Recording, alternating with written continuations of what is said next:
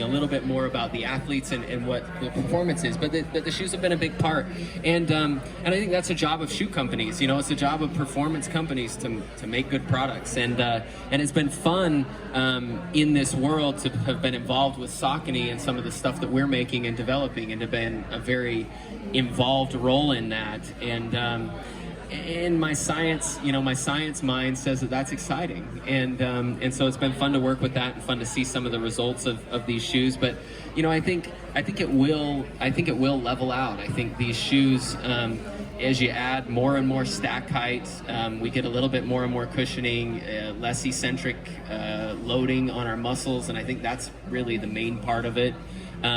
Is that we're loading less in the position that the shoes put us in. I find that when I'm running in these Saucony shoes, it's hard not to feel like I want a half marathon pace rhythm, because the shoes just put me in a little bit of a different position. But you know, at some point there's diminishing returns, because if you get taller and taller shoes, you have to build wider and wider shoes, and then they start getting heavy. And so you know, it'll be interesting to see what these shoes converge at, or if the IAAF decides to do some regulating. But I think, you know, here in a year or two, things are gonna stabilize, and then we'll be back to running. Do you think they should allow those shoes that Kipchoge wore? You know, I don't know a lot about. I honestly don't know a lot about the shoes. I've been pretty involved with what Saucony's doing and what they have in their shoes, but it's really not something I put a lot of thought into. I think while it's easy to look at shoes and say, hey, these are the amazing things that shoes are doing, I'm looking more at what the athletes are doing. I think Kipchoge and Kaskai are some of the best, probably the best marathoners ever. And so we put them in good shoes and they run well, but they're going to run well in whatever they're running in. And so I don't know. I think I do what I can and get ready to race and just try to have fun with it. What are you wearing on Sunday? Anything new from Saucony? Yeah, so we're at the final version of these shoes. We've gone through a lot of iterations of prototypes, and we finally converged on a shoe that I'm pretty excited for Saucony to release. And I work with more of the R&D team. I don't know the details from their product team on releasing and stuff. It'll probably be next spring, but I'm pretty excited about these shoes. How did the pressure in the Shark Tank compare to what you feel on the race course? You know, once the gun goes. So the production shoes. So these are prototype shoes, but they're the final iteration of what we worked through with Saucony, and it's the shoe that they're planning to release. Does it have a name?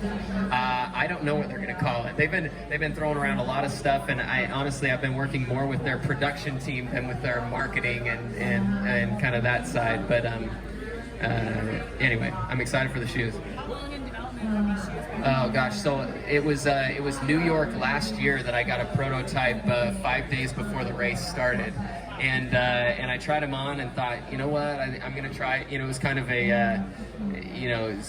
training hadn't gone perfect and things last year, and so I was ready to just give it a try, and I liked them.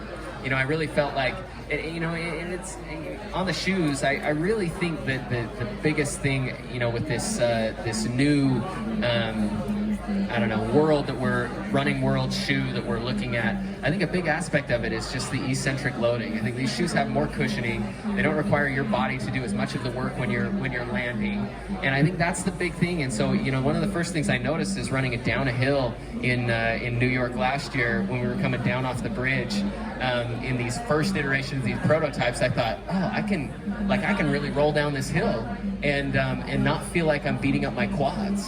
And so I think the shoes maybe do a little bit of leveling courses like this. You get into hilly courses in a marathon, and one of the things that happens is we run too much downhill and we bang ourselves up, and the shoes help with that.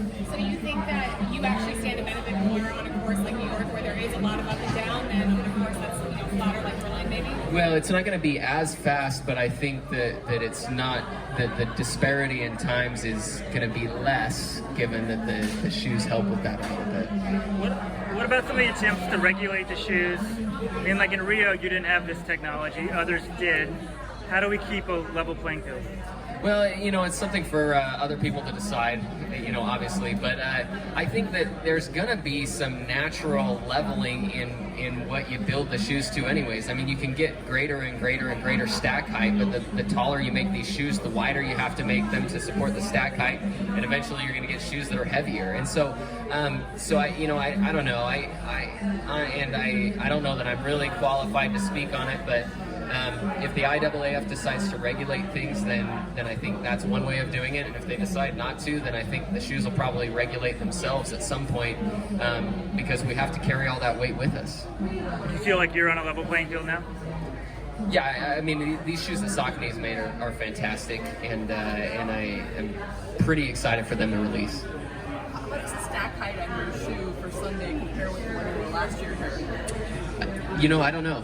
It's probably similar. The foam has changed, and so Saucony has been using this beaded foam that's incredibly light and incredibly resilient.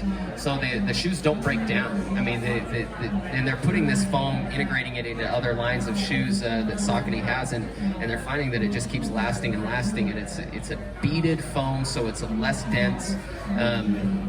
And that's really in the iterations of the prototype that I've worn since last year. It's been certainly more about the foam than about the shape of the shoe or anything else going into it. Is there a firmer plate in the midsole of the shoe that you're wearing as well? You know, I don't know. I actually don't know a lot about the plate. I mean, it just adds stability, and I think these plates give us the opportunity to look at foams that are a little bit less dense. And so, you know, without some sort of rigidity in there, we'd blow through this cushioning or fall through it. And so the foam the plate lets us take advantage of the cushioning, and I think that's really what it's all about. Is there a particular part of the force